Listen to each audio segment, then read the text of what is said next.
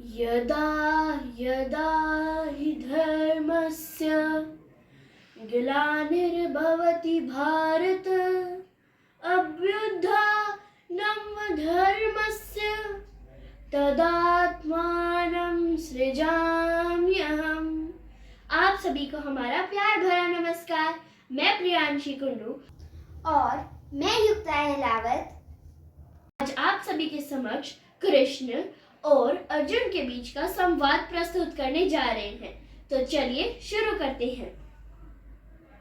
हे अच्युत, कृपा कर मेरा रथ दोनों सेनाओं के बीच ले चले, जिससे मैं यहाँ उपस्थित युद्ध की अभिलाषा रखने वालों को और शस्त्रों की इस महान परीक्षा में जिनसे मुझे संघर्ष करना है उन्हें देख सकूं। मुझे देखने दीजिए जो धृतराष्ट्र के दुर्बुद्धि पुत्र दुर्योधन को प्रसन्न करने की इच्छा से युद्ध लड़ने के लिए आए हुए हैं। हे पार्थ, यहाँ पर उपस्थित सारे कौरवों को देखो।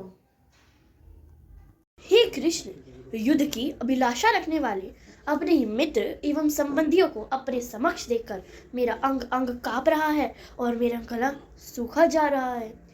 मेरा शरीर कांप रहा है, मेरा गांडीव धनुष मेरे हाथ से सरक रहा है और मेरी त्वचा जल रही है। हे कृष्ण, मैं यहाँ अधिक देर खड़े रहने में असमर्थ हूँ। मैं अपने आप को भूल रहा हूँ, मेरा सिर चकरा रहा है।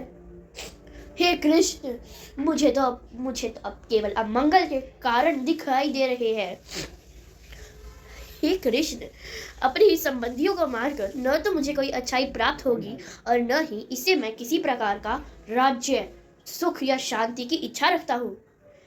हे मधुसूदन, हमें धन, राज्य और इस जीवन का क्या लाभ, क्योंकि जिन सारे लोगों के लिए हम इसे चाहते हैं वे सब इस युद्ध भूमि में खड़े हैं। हे मधुसूदन, जब पितृगण, पुत्रगण, पितामह, मामा, ससुर, साला तथा अन्य सभी अपना अपना धन एवं प्राण देने को तत्पर है और मेरे समक्ष खड़े हैं, तो भला मैं उन्हें क्यों मारना चाहूंगा? बदले में वे ही मुझे क्यों न मार दे। हे जीवों के पालक, मैं इनसे लड़ नहीं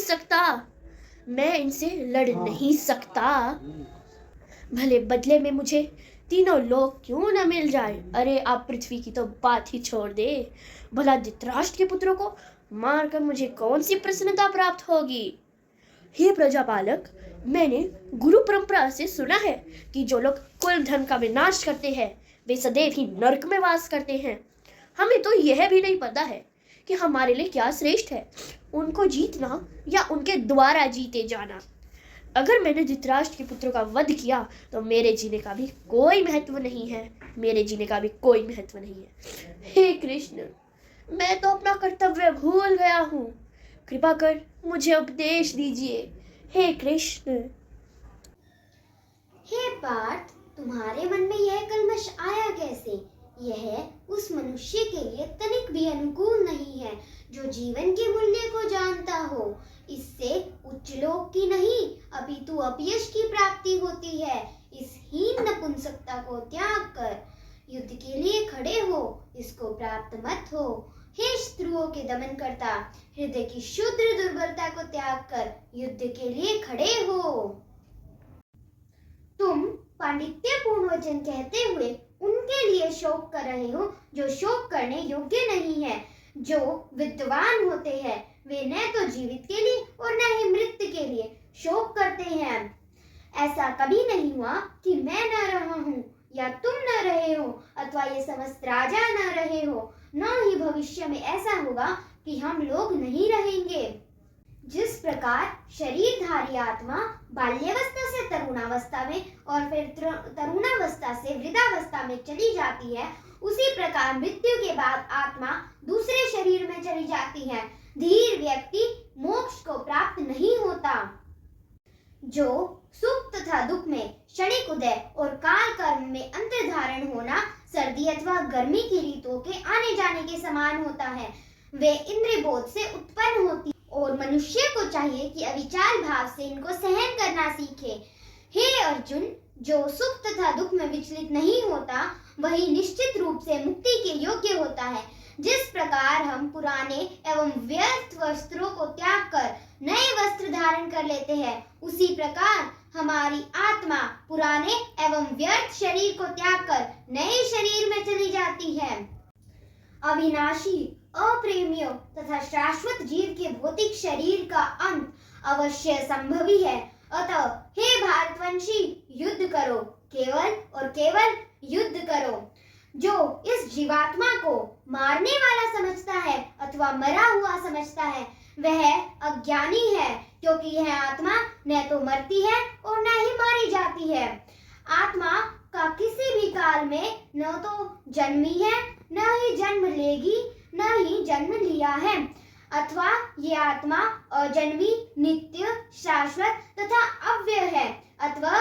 अतः हे भारतवंशी, सभी शोकों को भुलाकर केवल युद्ध करो। हे पार्थ, जो व्यक्ति यह जानता है कि आत्मा अविनाशी, अप्रेमीय, शाश्वत तथा अव्यय है, वह किसी को कैसे मार सकता है अथवा मरवा सकता है। इस आत्मा के न तो खंड खंड किए जा सकते हैं किसी भी शास्त्र से, न ही इसे भिगोया जा सकता है, न ही इसे जलाया जा सकता है, अथवा न ही इसे सुखाया जा सकता है। अतः हे भारतवंशी, युद्ध करो, केवल और केवल युद्ध करो। सारे जीव इस सबसे पहले अव्यक्त है और फिर मध्य अवस्था में व्यक्त है, अथवा विनष्ट होकर पुनः जन्म लेते हैं और अव्यक्त हो जाते हैं। इसलिए हे भारतवंशी, केवल और केवल युद्ध करो। धन्य हो कृष्ण, धन्य हो। आपके इस उपदेश ने मेरी आंखें खोल दी हैं। अब मैं युद्ध लड़ने के लिए तैयार हूँ। धन्यवाद।